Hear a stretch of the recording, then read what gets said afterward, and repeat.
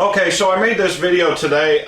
Basically, I have completed this project here, this Mill AR, and I wanted to give a little update to the channel. I have just moved basically the whole garage out and sorted it all out and my storage shed and moved a bunch of other stuff to another facility, a storage place. And I'm going to go ahead and start listing some excess inventory of stuff that I have. There's actually some really good stuff in there. There's going to be a whole fairing set for an Aprilia Melee. There's another fairing set. There's a frame. There's a few exhaust systems. I've been kind of rat holing some stuff I've been buying on the internet. There's a Carl Edwards air box and air dams and a big.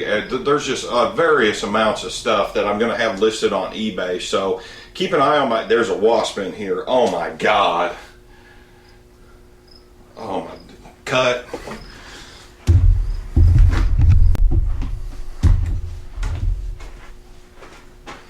Okay, so I'm back. The wasp is gone. I just don't want to get stung before I go to work. So basically, I got this bike running, was real happy with it. I tried to avert everything that the guy told me on the fuel pump being gone. I actually got the thing running. Drove it into work, thought I was going to drive it into work. I got about 15 miles outside of where I live, and I noticed the heat on the bike started getting kind of hot. It jumped up to 181, 188, 195, and that's with me moving down the road at 65 mile an hour. I said, that's not right. So I brought it home, and then the next weekend I started working on it.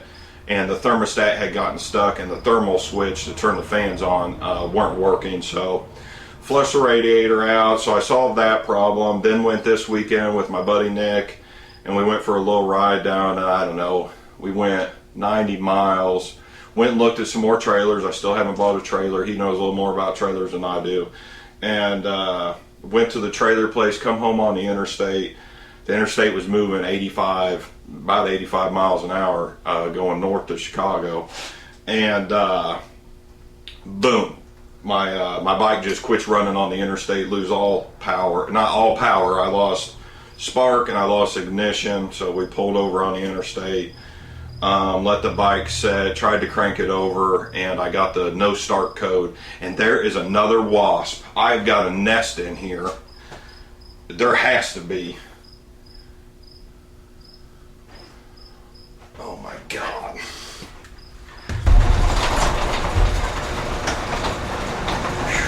Just open that garage door and they fly right out. Okay, so anyway, I was going on the interstate and the bike shut down. It brought up a no start code, which I'm unfamiliar with. And then it reset itself. I started up. I took off again on the interstate. I don't know, 90, 100 mile an hour, because I was only like 4 miles from where I'm from, small town, and boom, it shuts off again. I'm like, God dang it.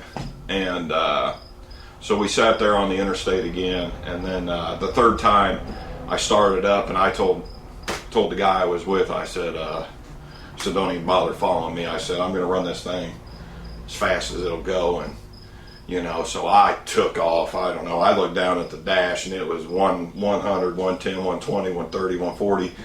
And boom, I made it home. So I don't know what the deal was. So immediately I thought it was the side stand switch.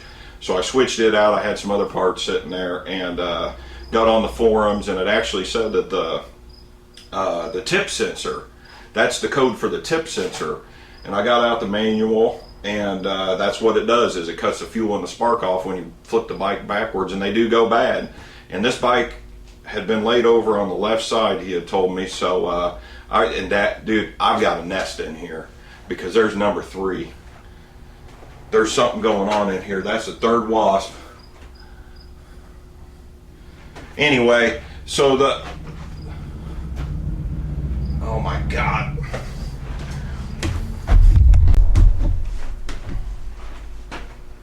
So anyway, I got it home, changed out the switch, and I haven't rode it yet, but we're going to ride it, and then I'm probably just going to put this in storage. And I bought that four-wheeler, and I need to get that four-wheeler in here and wait for the stories on that four-wheeler. I bought that four-wheeler from 2,100 miles away from a dealer, and I got it home or I paid to ship it. The people picked it up and it didn't even run. And then when I got it home, there was a great big pile of oil underneath the four-wheeler. I thought, oh my God, what I get myself into. In all my oil change videos, I tell you to change the $1 to $2 crush washer. This come from a dealer, a KTM dealer. And dude, they didn't change the crush washer, and I don't know how much oil it leaked in the back of that box truck. But yeah, I want to get this out of here, and we'll get that four-wheeler in here. So what you're going to see now on the channel is some previous four-wheeler videos that I've had on the hard drive. I've got about 500 gigs of footage of stuff that I've worked on that I haven't made videos of, because there's just so much of it. So I'm kind of going through it, but I'll keep you posted on kind of what's going on. And then we'll get to when I worked on this, and I will definitely make a video when I throw everything up on eBay. And I ended up, I pulled that Renegade exhaust system off this bike, which is super rare, and that's number 4. Okay, I've got a problem, because that's, you know, last year I had bees, and then for the past 5 years I've had squirrels that have just drove me nuts, and now it's wasp.